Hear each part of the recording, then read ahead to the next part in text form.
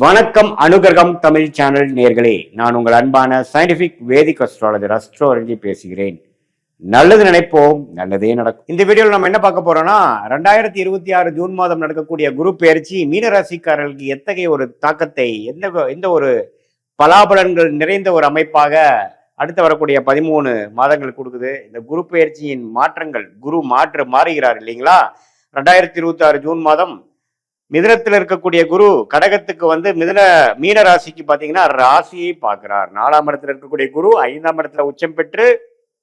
ராசியை பார்ப்பது ரொம்ப நல்லது. ராசியில வேற ஜென்ம சனி போய்கொண்டிருக்கிறது மீனராசிக்கு. இது ஒரு அருமையான பலனா இல்லையாங்கிறது துல்லியமாக சயின்டிபிக் வேதிக் அஸ்ட்ராலஜி முறையில எதையும் மிகைப்படுத்தாமல் உள்ளது உள்ளவாறு ராசிக்கு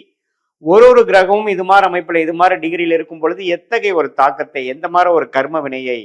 அந்த ராசிக்காரனுக்கு கொடுக்க போகிறது, எது மாதிரி விஷயங்கள் நம்ம எதிர்பார்க்கலாம்ங்கிறது இந்திய வேத ஜோதிட அடிப்படையிலான ஒளி தத்துவ பிரகாரம் கர்ம வினை எப்படி செயல்பட போகிறதுங்கிறது நம்ம துல்லியமாக சயின்டிபிக் வேதிக் அஸ்ட்ராலஜி முறையில பார்க்க போறோம். இப்ப பாருங்க, மீனராசிக்கு வந்து ராசி அதிபதியாகிய குரு 4ஆம் இடத்துல இருப்பவர் ஜூன் மாதம் 2026 அப்புறம் ஒரு வருடத்துக்கு அப்புறம் 5ஆம் இடத்துல உச்சம் பெற்று ராசியை பார்க்கிறார். அது மிகவும் நல்லது. என்ன நல்லது அப்படின்னா, இதுவரை ஜென்மசனி தாக்கத்தினால் அவதிப்பட்டு கொண்டிருக்கக்கூடிய மீனராசிக்காரர்கள் மனசு புத்துணர்ச்சி பெறக்கூடிய அமைப்பு, மனசுல ஒரு சோகமாக, ஒரு கிளாரிட்டி இல்லாமல்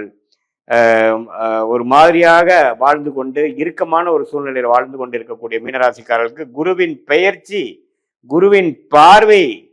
ராசி மேல இருக்கக்கூடிய ஜென்மசனி மேல் விழும் பொழுது அந்த சனியின் உக்கிர குணங்கள் குறைந்து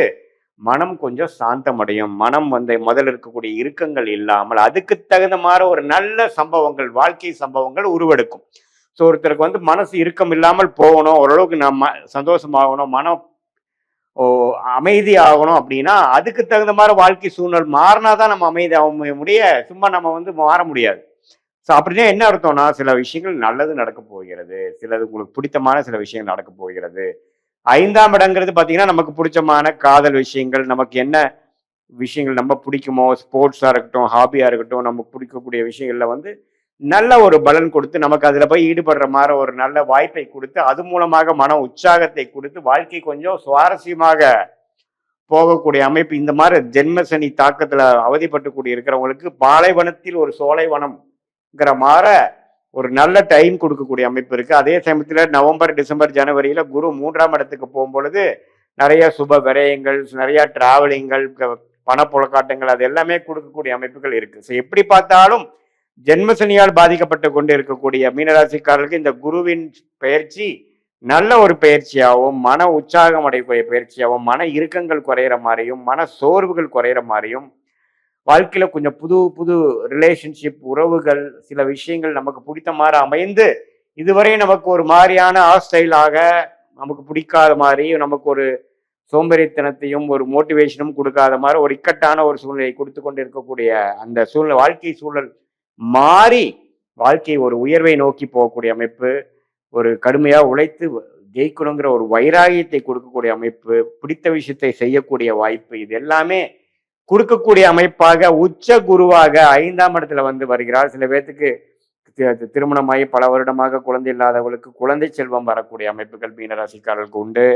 அதே மாதிரி காதல் கைகூடுற விஷயங்கள், இடம் மாற்றங்கள், நம்மளுடைய பிடித்தமான ஒரு ஜாப், நமக்கு எது மாதிரி ஒரு ஜாப் பிடிக்குமோ அந்த ஜாபே கிடைக்கிறது, நம்ம வாழ்க்கையில வந்து கொஞ்சம் சுவாரஸ்யம் ஆகிறது, உறவுகளா இருந்தாலும் சரி, பண விஷயங்களா இருந்தாலும் சரி, வண்டி வாகனம் எல்லாத்துலேயுமே ஓரளவுக்கு திருப்தியான ஒரு அமைப்பு கிடைக்கக்கூடிய அமைப்பை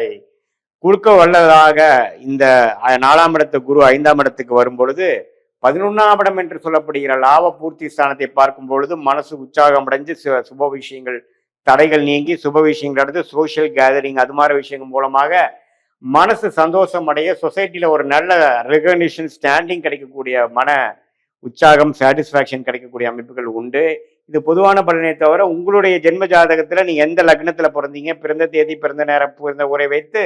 உங்களுடைய திருக்கணித பஞ்சாகத்துல ஒரு ஜாதகத்தை போட்டு அதுல இருக்கக்கூடிய நெடுவு சுழிவுகள் என்ன தசாபுக்திகள் போய் கொண்டிருக்கிறது,